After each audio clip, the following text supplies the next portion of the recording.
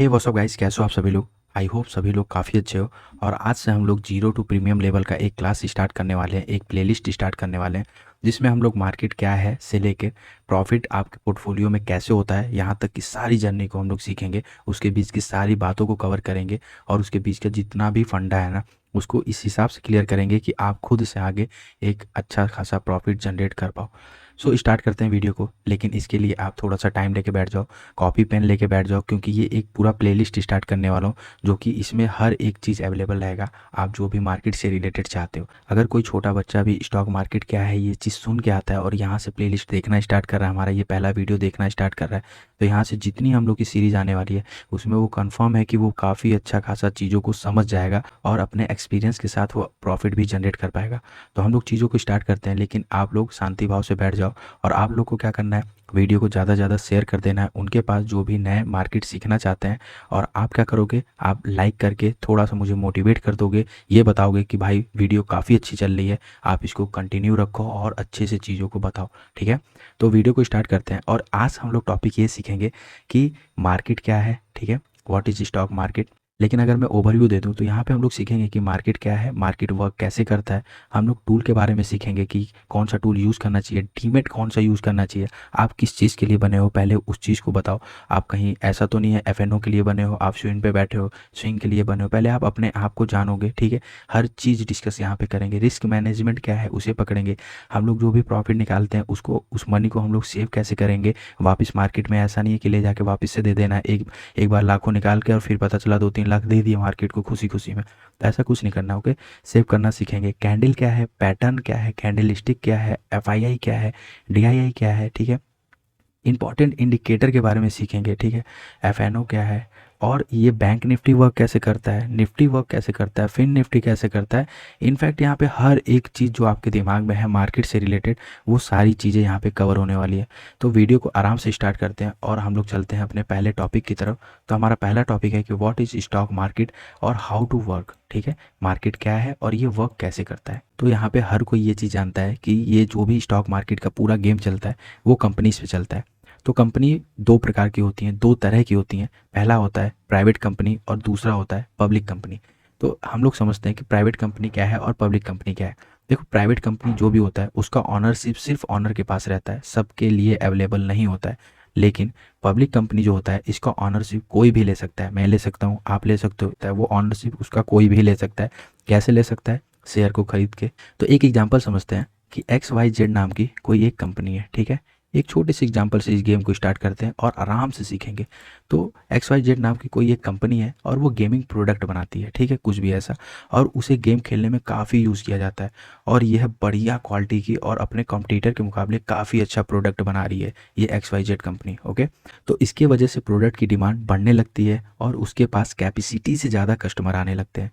तो वो अपने चीज़ों को बढ़ाने का फैसला करती है। कौन, XYZ कंपनी। इसके लिए जितना फंड उसे चाहिए उसके पास नहीं है, लेकिन अब उसको फंड इकट्ठा करने के लिए दो रास्ते दिखते हैं। कौन कौन से रास्ते दिखते हैं, तो पहला रास्ता हमारा है बैंक से लोन लेना। देखो, कंपनी को जब भी ग्रो करना होता है तो ये दो कॉमन रास्ते हैं उन सभी के लिए। पहला रास्ता होता है कि बैंक से लोन वगैरह ले ले और दूसरा रास्ता होता है कि वो शेयर को बेच दे, अपनी कंपनी के कुछ हिस्से को वो बेच दे। तो अब चीज़ों को समझते हैं कि अगर वो बैंक से लोन लेती है तो उसे पैसा भी वापस करना है इन फ्यूचर और उसे इंटरेस्ट भी पे करना है। लेकिन अगर वो शेयर को बेच देती है यहाँ पे तो उसे ना इंटरेस्ट पे करना है ना उसे वो पैसा पे करना है। तो अब XYZ कंपनी क्या करती है, अपने शेयर को बेच देती है और जो भी कंपनी के शेयर खरीदते हैं उनको कंपनी में कुछ हिस्सा मिल जाता है। ठीक है, और वो होते कौन है, हम जैसे लोग, आप जैसे लोग यहाँ पे रहते हैं। एक एग्जांपल छोटे से लेवल पे चलो समझते हैं। ठीक है, ये तो कंपनी का हो गया, कंपनी का बना बनाया चीज़ें समझोगे तो और कंफ्यूज हो जाओगे। छोटे से लेवल पे समझते हैं कि एक दुकान है कोई, ठीक है, कपड़े की कोई दुकान है। उस कपड़े की दुकान पे बहुत ज़्यादा इन्वेस्टमेंट हमारा किया गया 2-3 लाख का, एक एग्जाम्पल। ठीक है, लेकिन उसके प्रोडक्ट काफ़ी अच्छे हैं, उस वो कपड़े की क्वालिटी काफ़ी अच्छी है, लोग उसे बहुत ज़्यादा पसंद कर रहे हैं। लेकिन उसके पास जितने चीज़ें अवेलेबल है ना उस दुकान वाले के पास, उससे ज़्यादा कस्टमर उसके पास आ रहे हैं। तो वो क्या सोच रहा है कि अपनी दुकान को थोड़ा सा बढ़ाया जाए, चीज़ों को बढ़ाई जाए, लोगों को और अट्रैक्ट किया जाए। तो वो क्या करता है, इसके लिए उसे दो रास्ते, उसके पास पैसे तो है नहीं उसको बड़ा करने के लिए, वो 2 ही 3 लाख का फंड लगा के रखा है।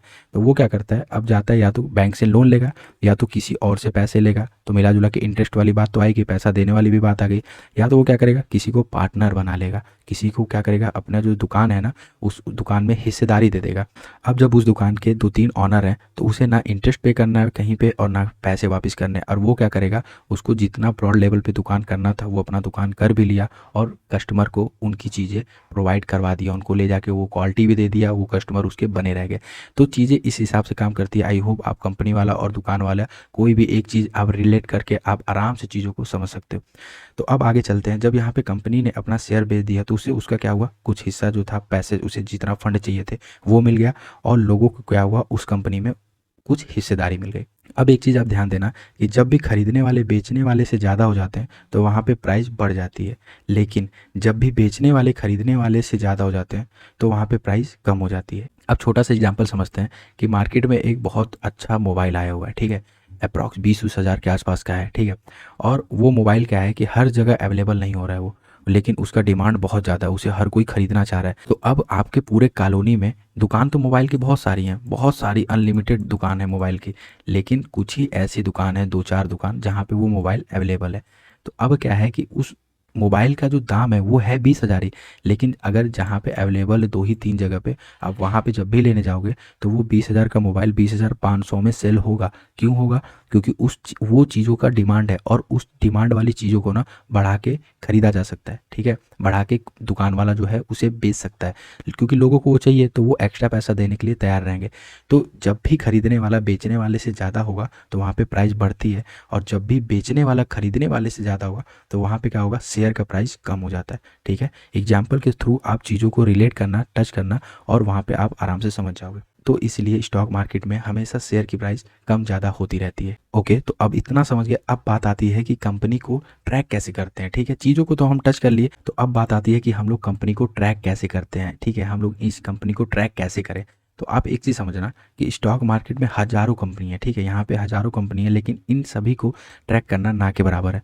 तो इसलिए यहाँ पे इंडेक्स का यूज़ किया जाता है, ठीक है, जो इंडेक्स हम लोग बात करते हैं ना, bank nifty, nifty, fin nifty, ये सारे इंडेक्स के बारे में हम लोग समझेंगे। तो बैंक निफ्टी में इंडिया के टॉप 12 बैंक आते हैं, वो 12 बैंक किस तरीके से काम कर रहे हैं, ठीक है, उनका जो रिजल्ट रहता है वो हमारा कहाँ पे आता है, वो हमारा आता है बैंक निफ्टी में, वो हमें शो होता है, ठीक है। वैसे ही हमारे क्या हो गए, निफ्टी 50 हो गई। तो निफ्टी 50 का क्या है कि जो इंडिया की 50 कंपनी है उनका रिजल्ट कैसा है, ओवरऑल वो पॉजिटिव है, निगेटिव है, वो कैसे रिएक्ट कर रही हैं, ठीक है, तो वो हम लोग कहाँ से ट्रैक कर सकते हैं, तो वो हम लोग कर सकते हैं निफ्टी 50 से, ठीक है। तो बैंक निफ्टी के हमारे इंपॉर्टेंट जो बैंक है हमारे, हम उसके बारे में थोड़ा सा डिस्कस करते हैं, ठीक है, कि ये 12 बैंक है कौन से, और हम लोग इसको कैसे ट्रैक करके आगे हम लोग ट्रेड कर सकते हैं। तो बैंक निफ्टी के मेजर इंपॉर्टेंट ये जो है 12 बैंक है, ठीक है, जिसमें हमारे हो गए बंधन बैंक हो गया, आईडीएफसी, एयू बैंक हो गया, एसबीआई हो गया, कोटक हो गया, आईसीआईसीआई हो गया, एचडीएफसी हो गया, एक्सिस बैंक हो गया, इंडस बैंक हो गया, पंजाब नेशनल बैंक हो गया, बैंक ऑफ बड़ौदा हो गया, और फेडरल बैंक।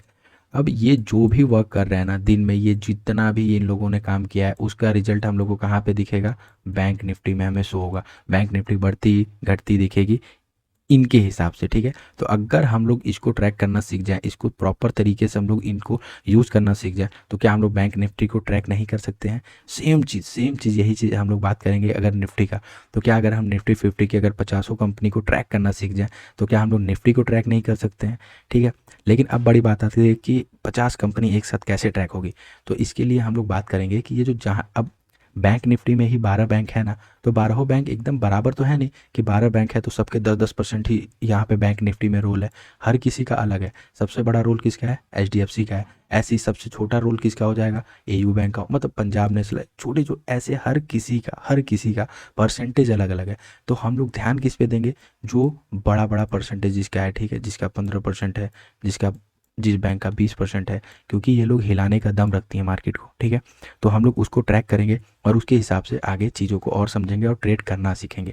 तो आई होप चीज़ें समझ में आ रही हैं आपको। हम लोग एक ओवरव्यू, एक ट्रैक लेके चल रहे हैं। इस ट्रैक पे आप बस बने रहना और लास्ट तक रहना, क्योंकि जब लास्ट तक आप चीज़ों को यहाँ पे देखोगे आपके सारे डाउट यहाँ पे क्लियर होने वाले हैं। आप अपना एक्सपीरियंस के साथ यहाँ पे बहुत अच्छा खासा प्रॉफिट कर सकते हो। स्विंग ट्रेड हो गया, एफएनओ हो गया, इंट्राडे हो गया, हर एक चीज़ यहाँ पे आप कर सकते हो चीज़ों को समझ के। तो नेक्स्ट वीडियो जो भी आएगा उसमें हम लोग समझेंगे कि टूल से रिलेटेड ये जो भी चीज़ें हम लोग कर रहे हैं, ये सारा डाटा जो दिख रहा है ये किस टूल पे है, ये टूल को यूज़ कैसे करते हैं, ठीक है। इन सारे टूल को यूज़ करना सीखेंगे। इनफैक्ट हम लोग डीमेट अकाउंट में चीज़ों को सीखेंगे कि डीमेट अकाउंट हम लोग कौन सा यूज़ करें। बहुत बार गलती करते हैं लोग यार कि म्यूचुअल फंड की जो चीज़ें हैं उसको वो डीमेट अकाउंट लगा के एफएनओ करते हैं। जैसे कि एग्जांपल ग्रो का यूज़ करते हैं, ग्रो में बहुत ज़्यादा यार ब्रोकरेज है, तो वो अगर आप एफएनओ के लिए यूज़ करते हो तो आपका ब्रोकरेज बहुत ज़्यादा लग जाता है, ठीक है। तो डीमेट अकाउंट को पहले अच्छे से समझेंगे कि हमारा है कौन सा बेटर। आप स्विंग किस में अच्छे से कर सकते हो, किस में आप लोग एफएनओ कर सकते हो, किस में म्यूचुअल फंड कर सकते हो। ब्रोकरेज को भी आप बचाना सीखो, क्योंकि एफएनओ में अगर आप डेली 10 ट्रेड भी ले रहे हो ना, तो आपके कहीं ना कहीं आपके 1000 रुपये 800 रुपये आपके निकल जाएंगे। तो ब्रोकरेज को पहले आप हम लोग बचाना सीखेंगे। तो नेक्स्ट वीडियो में हम ये सारी चीज़ें कवर करेंगे। आई होप चीज़ें आपको समझ में आ रही हैं। बने रहना, वीडियो काफ़ी अच्छी खासी और आने वाली है, और टेक्निकल हो गया, फंडामेंटल हो गया, हर एक चीज़ कवर होने वाला है। तो thank you so much guys, आप लोगों ने यहाँ तक सपोर्ट किया, यहाँ तक आप लोगों ने वॉच किया, चीज़ों को समझा, ठीक है।